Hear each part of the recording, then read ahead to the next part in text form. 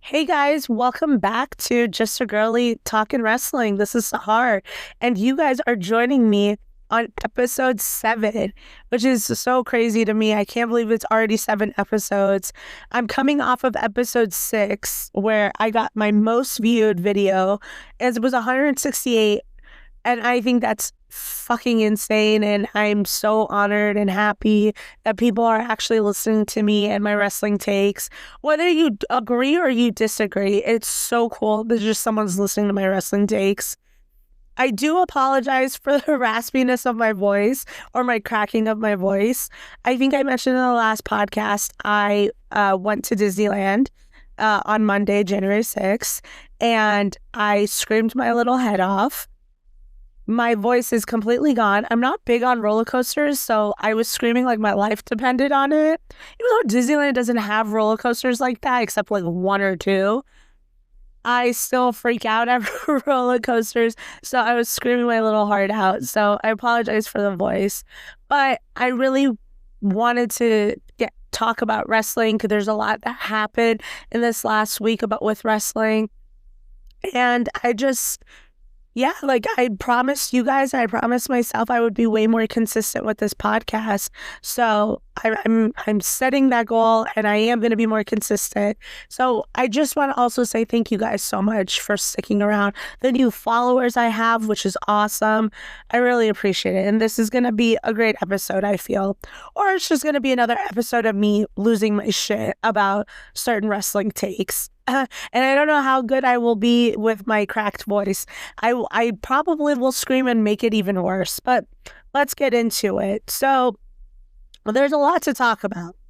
We had WrestleDynasty, which I'm going to go into a whole thing about because Kenny Omega and Gabe Kidd, I mean, that match is the best match I've seen in the last 5 years. I loved it. There was nothing wrong with it. We'll get into it. But I want to talk about WrestleDynasty. I want to talk about certain backstage stuff that happened with WrestleDynasty and AEW. I do want to get into first the Monday Night Raw debut on Netflix. I cried to you guys, I think, in the last episode, how bummed I was that I was missing that episode to go to Disneyland. And I was saying, oh my God, I can't believe I'm going to miss the first Monday Night Raw on Netflix. I can't believe I'm going to miss such a big Monday Night Raw. Guess what, guys? I didn't miss a fucking thing because that Raw was like, if I had to scale it, it was like a 5 out of 10. And 1 through 4 is CM Punk and Seth Rollins. Like they were the show. They were the reason why I watched. You guys know how I feel about the bloodline. I can't wait for that shit to be over. I have a weird relationship, I want to say, with Dwayne Johnson. I say relationship like I personally know him. I just don't like him. So, I'll touch into that, why I don't like him. We had Hulk Hogan who came, oh my God, thank God people booed him out of that building. Thank God, okay? Why are we allowing a racist piece of shit like Hulk Hogan to actually go? And you partnered with him. WWE, Triple H, I don't know why you have a hard-on for Hulk Hogan. You need it. It needs to go away. Put some ice on it. Let it go away. Why you are in a deal with him for that stupid beer that looks like piss? What was your purpose in that? He got booed out of the building, and I'm telling you right now, Hulk's ego did not handle that well. You could tell he was crushed. When he was trying to say names of people that would get a pop, you knew that motherfucker was reaching. And I also want to make this very clear. The discourse online is saying that he got booed because of his political beliefs. Does it help? No. But let's look at it from an objective point of view. Taker has the same beliefs. I don't know. I've never heard Undertaker be racist. I've never heard him say the N-word. Like, that's never come out about it. I don't agree with his political alignment, but he came out. Did he get booed? Not once. This isn't a political podcast. Look, I know 90% I hope not 90%.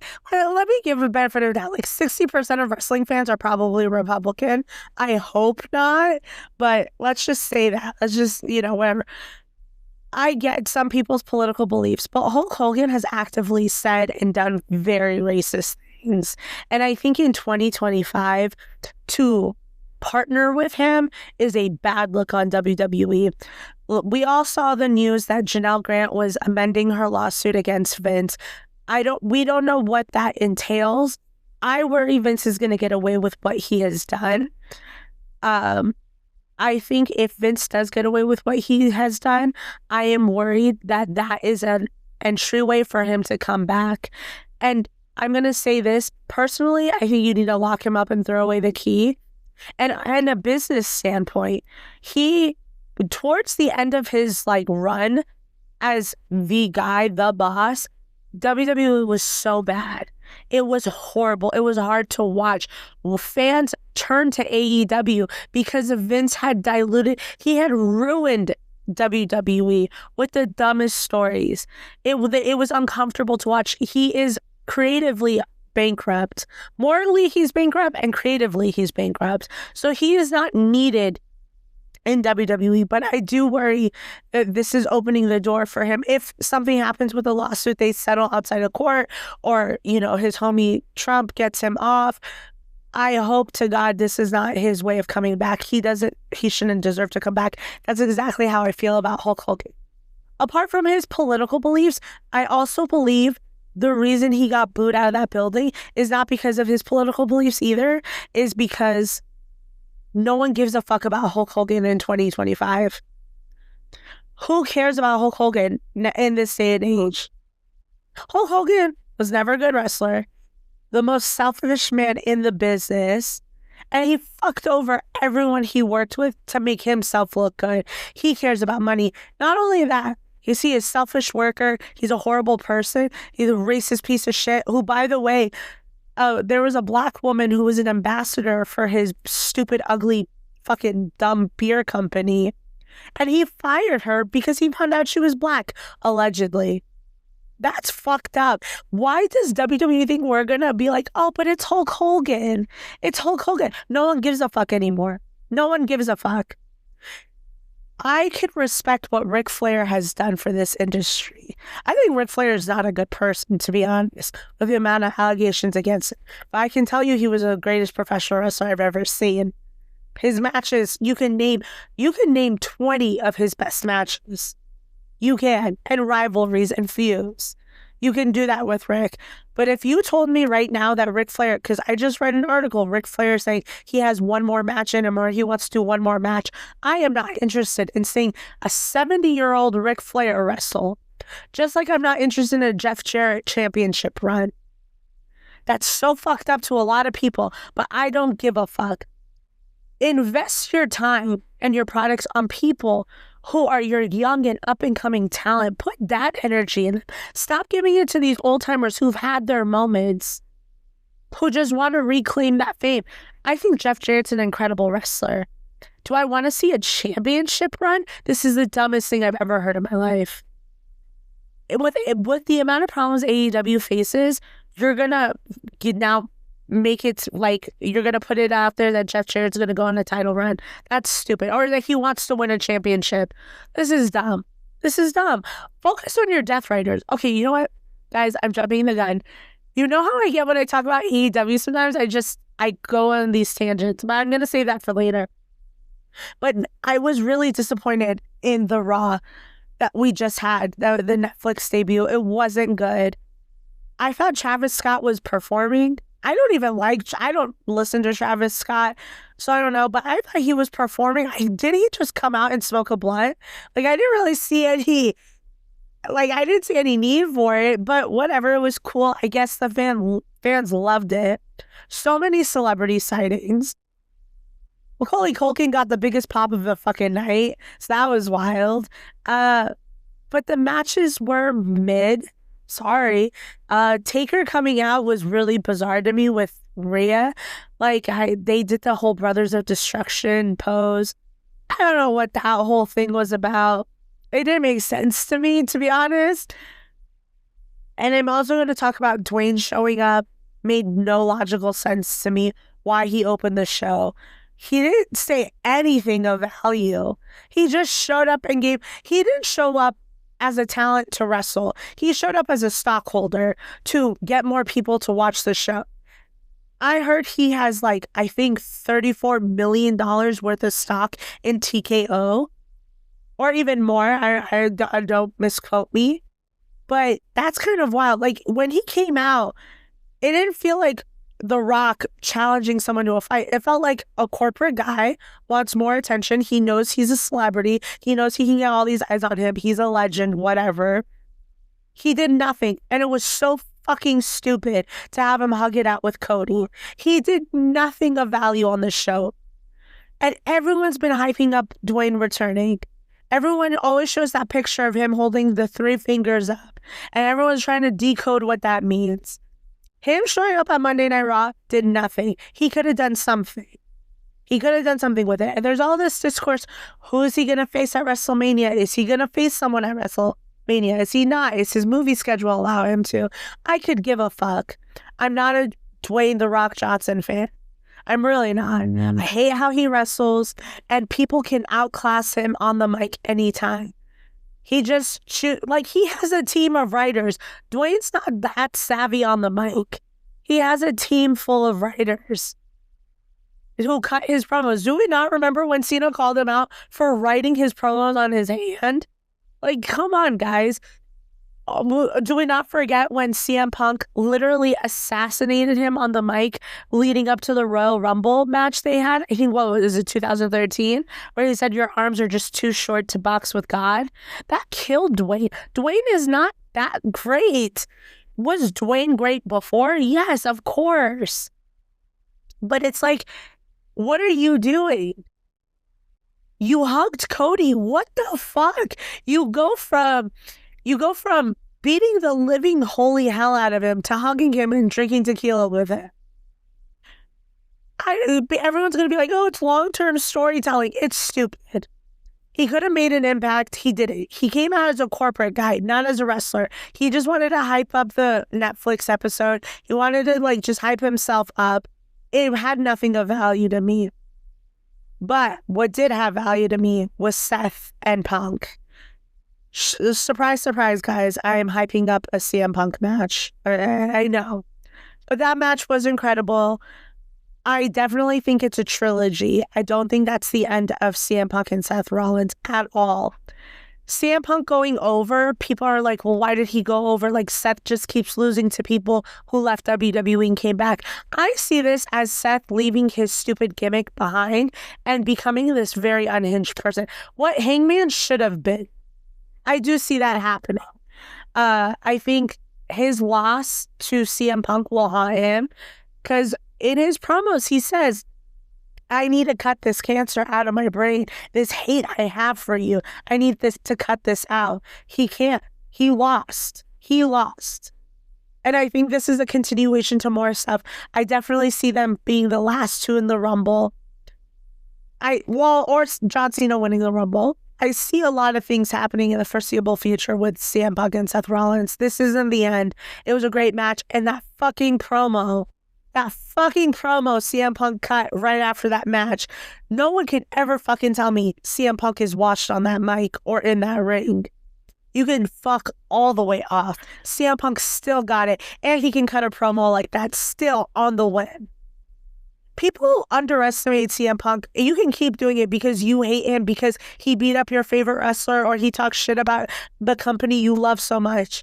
That motherfucker still got it. He still puts ass in seats. And that's something that a lot of people in other companies can't do. Just saying. But yeah, it was a great match. I really loved it. I also liked Rhea Ripley versus Liv. I only loved it because I think it's the end of that feud. Or I'm praying and hoping it's the end of that feud. I'm hoping and praying that they decide it's over. She got the title. Wonderful. Love it. And she got her revenge on Dom with the riptide at the end. We're done. We're moving on, guys. We're moving on. Just like how I think now Roman and Solo move on. Please, God, move on. I complain about this in every podcast episode, but we're done. And also, Paul Heyman saying that this is Roman Reigns. I'm sorry, Roman Reigns, why he is not being considered for an Emmy is crazy. What has Roman Reigns done to qualify for an Emmy? His weirdly cinematic sit downs with Cody and CM Punk, those are cringy. For me, they're cringy because Roman Reigns is not that strong of a character. I always look at the other person. The other person always carries those promos. I'm sorry, I said it. Whatever, we're moving on. There's a lot of aspects. I think the New Day, I don't know if they're going to still be the New Day, but Kofi and Xavier are doing great as heels. I think that he is super strong.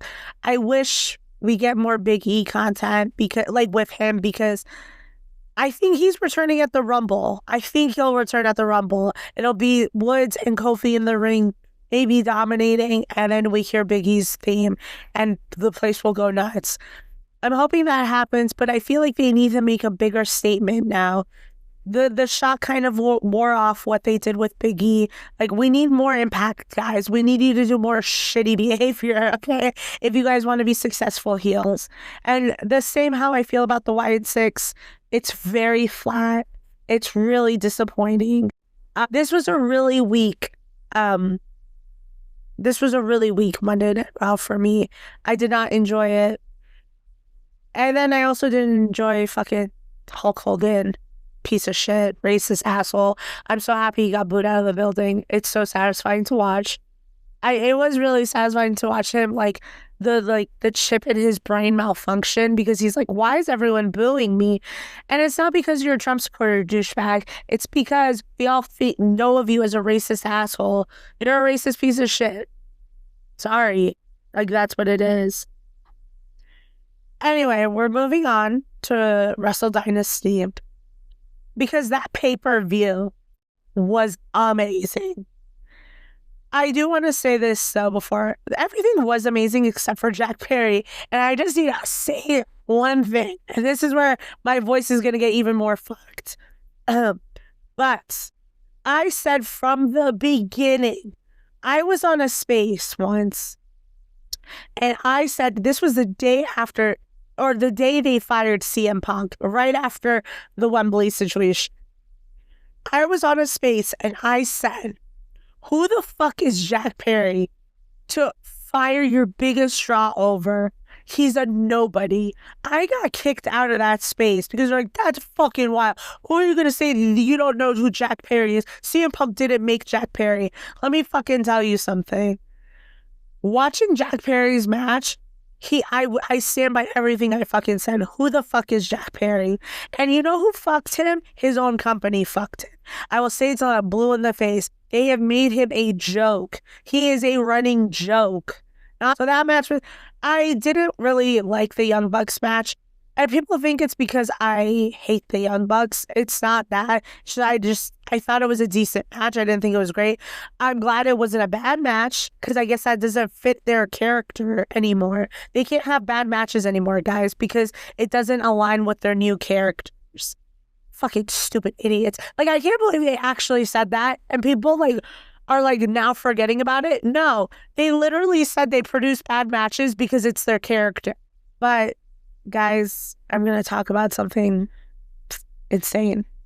And that was Gabe fucking Kidd versus Kenny goddamn Omega. That match, this is where I'm going to lose my fucking shit and my voice is going to be gone for good. That match was a thing of beauty. That match was a masterclass of professional fucking wrestling. I loved it from start to finish. That motherfucker almost died, Kenny Omega. Kenny Omega almost died. And here we are. He gave us the match of the last 5 years. I need Tony Khan to do this. Watch what he did there.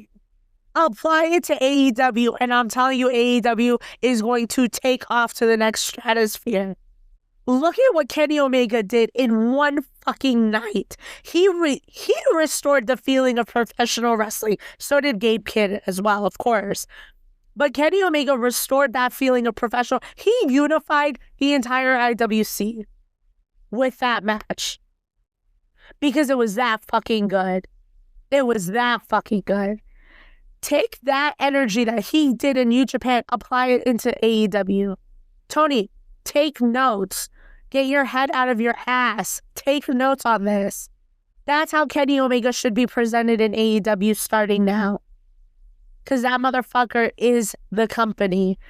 I still find it very bizarre that he went and wrestled in New Japan first and not AEW. But I think in a way, it passed the torch to Gabe.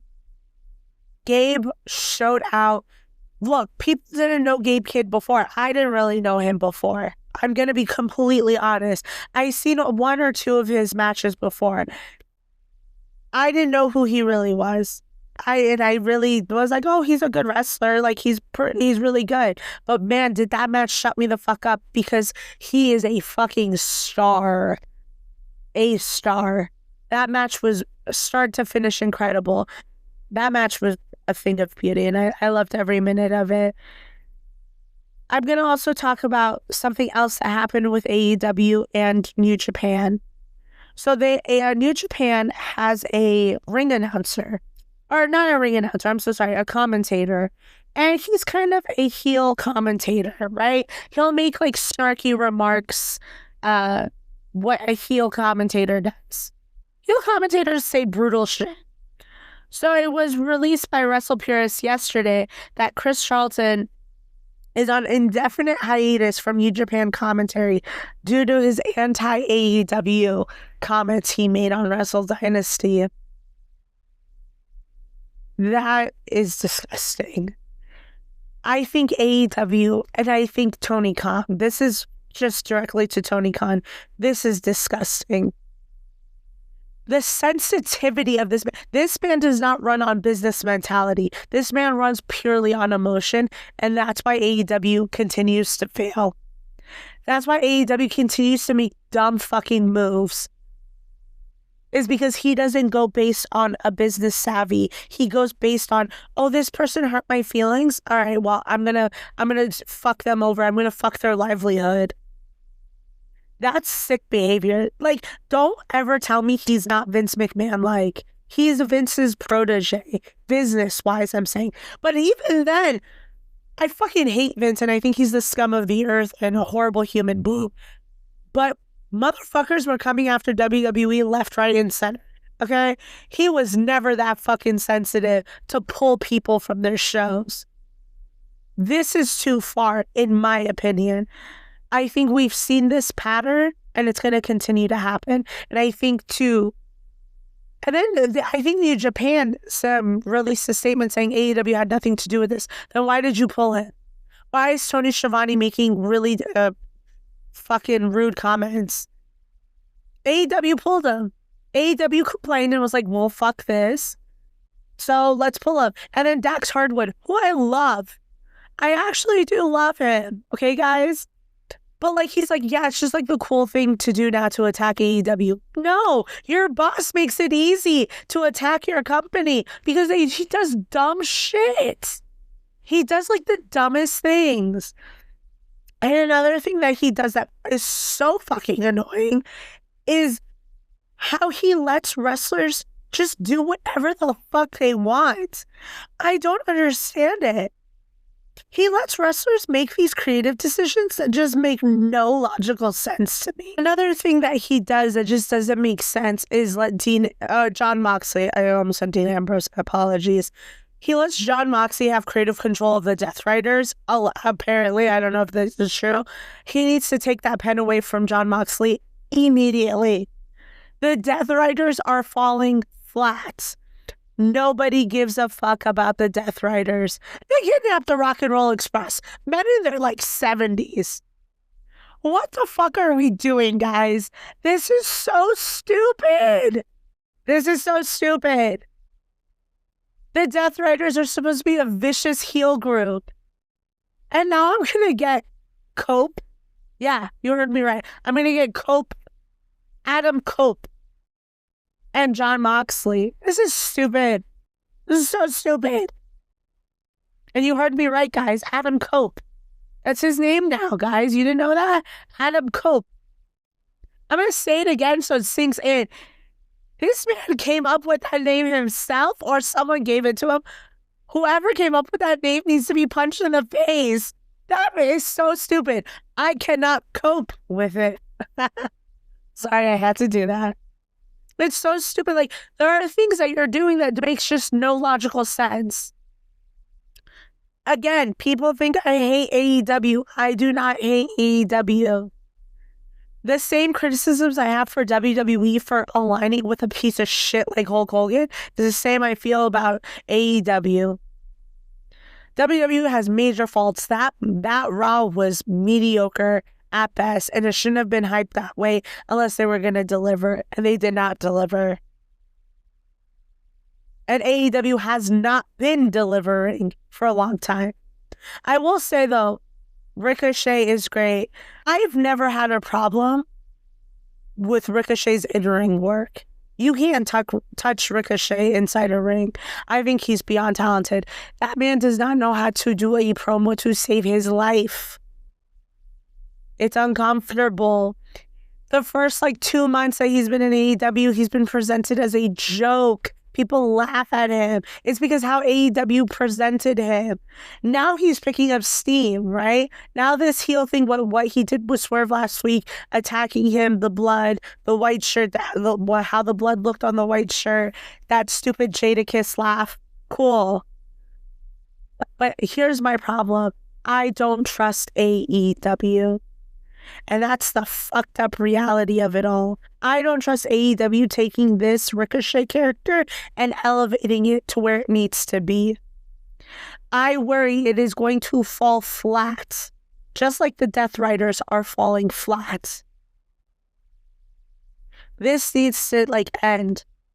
And I'm so sorry, Darby Allin, that you were presented and propped up to be the guy to take down the Death Riders, but now the Death Riders are kidnapping Rock and Roll Express. Guys, I can't take it anymore. If it wasn't for Kenny Omega and Gabe Kidd's match, I think I would be over wrestling for the rest of this week.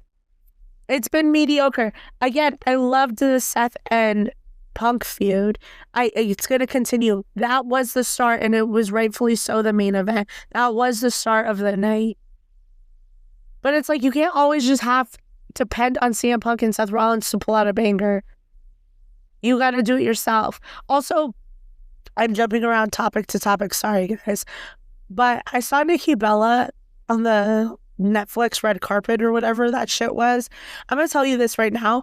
Nikki Bella should not come back to professional wrestling. Or the Bella twins in general, both of them. And I'll tell you why. And I think I've gone on this rant before. I do not understand the hype around the Bella twins. I truly don't.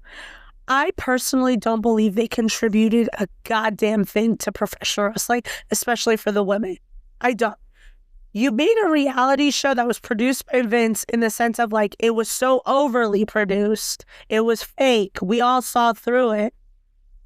It was fun for a while because you got to see your favorite wrestlers inside their lives. I got to see John Cena's life a little bit or Bryan Danielson's. It's dude, who gives a fuck? For me, the show was nothing. I didn't like it. It was there. I think I've watched one season of it. When Paige got on, I kind of think I dropped out.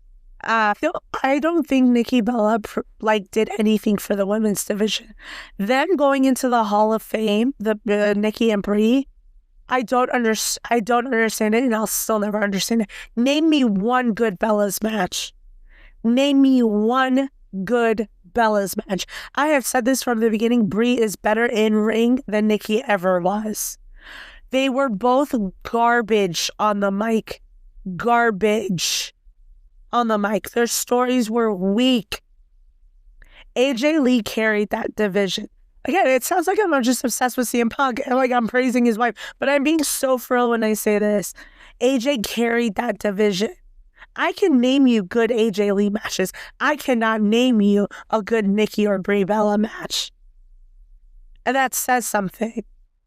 I think they realized they didn't have a place anymore with the new crop of women coming into this business who actually produce great in-ring quality, like Charlotte Flair, Sasha Banks, Mercedes, Bailey, Becky. I mean, even though Becky now I'm kind of over, but that's like a different story. You got Io Sky, you got people from Japan, Asuka. Like, you have all these new Bianca Belair, and even Naomi. Naomi was there when the Bellas were there. Naomi out wrestled all of them on a weekly basis because she's that fucking good. But for some reason, when Nikki Bella got her title reign, she had the longest Divas title reign. It was to spite AJ Lee because she left. It was literally to spite AJ because AJ had the longest reigning title, the Divas Championship. It was to spite AJ. So for me, when Nikki said like, "Oh, you never know, maybe I'll come back at the Royal Rumble," please don't. Please don't. Let the new divas do it. Do I want AJ back? Oh, yes. That's a different. That's because I really think an AJ Lee return, that pop is going to be fucking insane. That pop is going to be louder than a CM Punk pop, I personally believe. I mean, we'll see what happens. Again, I'm sorry I'm jumping around topic to topic, but I just want to end by saying Gabe Kidd and Kenny Omega restored my feeling and my love for professional wrestling. I woke up at 1 a.m. just to watch it. Like, that's how forward I was looking for. How much I was looking forward to that match was seeing, like, waking up at 1 o'clock in the morning. And I was hyped, and it was worth it. It felt like an honor to watch it. And Tony, take notes. Triple H, take notes. That's how you fucking get your community to go fucking crazy. Produce good shit like that. Let wrestlers just go out there and do what they fucking love. Because I could tell Gabe Kidd and Kenny Omega loved everything they were doing in that ring. And that made me love it even more. So guys, today was a kind of a crazy episode. I was all over the place. I apologize, guys. I will try to be better. I'm catching myself every time I say because in the last podcast, some douchebag said I say and a lot. Sorry, guys.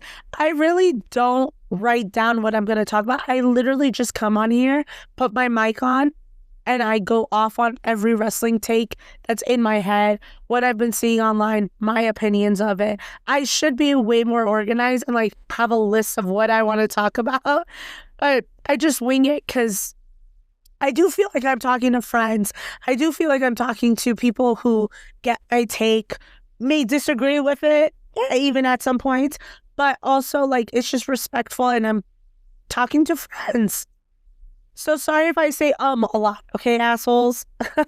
But I appreciate you guys checking out this episode, and I'm so sorry again for this raspy voice. But I'm going to be... See, I did it again. Now I'm catching myself every time I say it. But I'm going to be back next week for a brand new episode, and I really appreciate you guys sticking around, listening to this raspy-ass voice just go off about professional wrestling. I think I yelled a lot and I made it a lot worse, but we'll see. Thank you guys again so much for listening to Just a Girly Talking Wrestling. I will see you guys next time. Bye.